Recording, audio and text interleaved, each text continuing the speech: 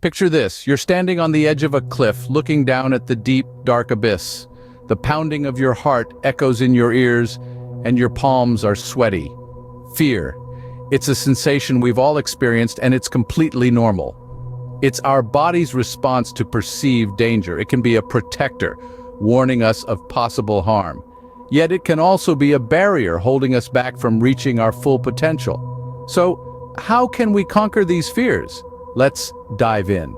Scene script. Think about the last time you felt fear. What caused it? Was it a real threat or just an illusion? Fear. It's something we've all experienced at one point or another. It's a primal instinct rooted deep within our biology, designed to protect us from danger. But what is it really? Fear is an emotional response to perceived threats. It's our body's way of saying, hey, you might want to be careful here, but not all fear is created equal. There are real threats, like a venomous snake slithering near your foot or a speeding car headed your way. In these instances, fear is a helpful tool that can save your life.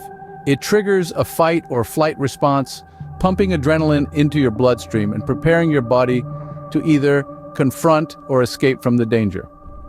On the other hand, there are perceived threats. These are the fears that exist mostly in our minds, like the fear of public speaking or the fear of failure. These are not immediate threats to our survival, yet they can feel just as intense and terrifying as a real threat. Understanding the difference between real and perceived threats is crucial because it helps us to evaluate our fears objectively. When we recognize that a fear is not based on a real threat, we can begin to challenge it and question its validity. So how does fear affect our lives? Well, in some cases it can be beneficial, keeping us safe and alert. But if left unchecked, fear can become a debilitating obstacle, holding us back from reaching our full potential. It can create a barrier between us and our dreams, causing us to miss out on opportunities and experiences. However, understanding fear is the first step towards overcoming it. By acknowledging our fears, we can begin to dissect them, to understand their origins and question their validity. We can start to see fear not as an insurmountable wall, but as a hurdle that can be jumped over. Remember, fear is just a reaction, not a reality.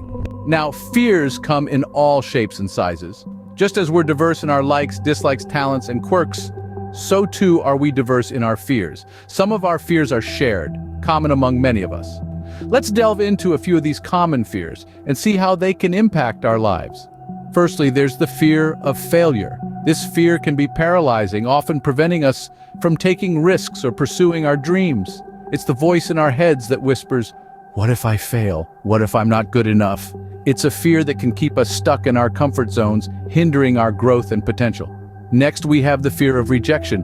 This fear is often rooted in our need for acceptance and belonging. It can make us wary of opening up to others, of expressing our true feelings and thoughts. The fear of rejection can make us feel isolated, and it can prevent us from forming meaningful connections with others. Then there's the fear of the unknown. This is a fear that can keep us from embracing change, from stepping into new and unfamiliar territories. It's a fear that can keep us stuck in the past, unable to move forward. It's the fear that whispers, "What if things go wrong? What if I can't handle it?" These fears, whether they're of failure, rejection, or the unknown, can hold us back.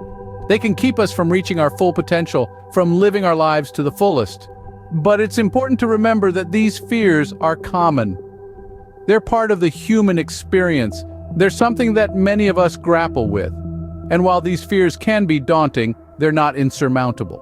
They can be faced, they can be overcome. It's not about becoming fearless, but about learning to move forward despite our fears. It's about learning to use our fears as stepping stones rather than stumbling blocks. No matter what your fear is, remember, you're not alone. Each of us has our own fears, our own battles. But remember, it's through facing these fears that we grow, that we become stronger. It's through facing these fears that we become the best versions of ourselves. So let's face our fears together. So you've identified your fears. Now what? Let's dive right into the strategies that can help you overcome your fears. Remember, these aren't quick fixes, but proven approaches that require patience, perseverance, and a dash of courage. Our first strategy is facing the fear. This might sound counterintuitive, but fear often loses its grip when we confront it head-on. It's like standing at the edge of a pool, afraid to jump in. But once you take the plunge, you realize the water isn't as cold as you imagined. The idea here is not to eliminate fear, but to build resilience and learn to move forward despite it. Next up is visualization. This is a powerful tool that uses your imagination to create mental images of what you want to happen. Picture yourself successfully navigating through the situation that you fear. By doing this, you're training your brain to react positively when the actual situation arises. It's like rehearsing for a play. The more you practice, the better your performance. Then we have positive affirmations. These are uplifting statements that help you challenge and overcome self-sabotaging thoughts. When fear creeps in, counter it with a positive affirmation. For example, if you're afraid of public speaking, tell yourself, "I am a confident and engaging speaker." Repeat this until you believe it. This might seem a bit odd initially, but trust me, it works like a charm. At times, however, our fears might be deeply rooted and complex, making them harder to overcome alone. This is when seeking professional help becomes essential. Psychologists and therapists are trained to help you understand and manage your fears. They can provide you with tools and techniques tailored to your specific needs. Let's do a quick recap. First, face your fear. It's okay to feel afraid, but don't let it stop you from moving forward. Second, visualize your success. Paint a mental picture of you overcoming your fear. Third, use positive affirmations to counter negative thoughts. Finally, don't hesitate to seek professional help if the fear seems overwhelming. Remember, overcoming fear isn't about banishing it entirely. It's about learning to live with it, manage it, and not let it control your life. It's about reclaiming your power and living life on your terms. It's okay to stumble and fall along the way. What matters is that you get back up and keep going. Overcoming fear is a journey, not a destination. And every small step you take towards confronting your fear is a victory in itself. With these strategies, you hold the power to conquer your fears. Imagine a life where fear doesn't hold you back. Picture the exhilarating freedom that comes with casting off the chains of your fears. When you overcome fear, you're not just removing a barrier. You're opening a door to a new world of possibilities. It's an invitation to step into a reality where the only limits are the ones you set for yourself. Let's delve into some of the benefits that come with conquering your fears. First and foremost is confidence. With each fear you conquer, you gain a victory over self-doubt. You become more self-assured, more robust, and more resilient. You become capable of facing the world head-on, without fear clouding your vision. Next, think about the new opportunities that come your way when fear is no longer a factor. Fear often makes us turn down opportunities because of the perceived risks. But when you conquer your fears, you're more likely to seize opportunities that come your way. You're willing to take risks, step out of your comfort zone, and embrace the unknown. Finally, overcoming fear leads to personal growth.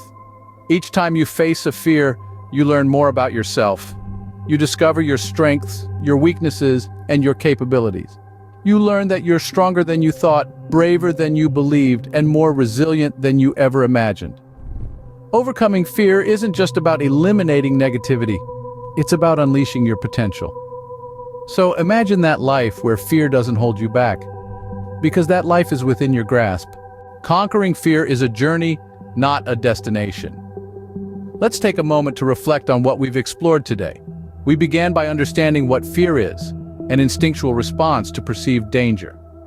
We then discussed common fears, from public speaking to spiders, and how they're often rooted in our experiences.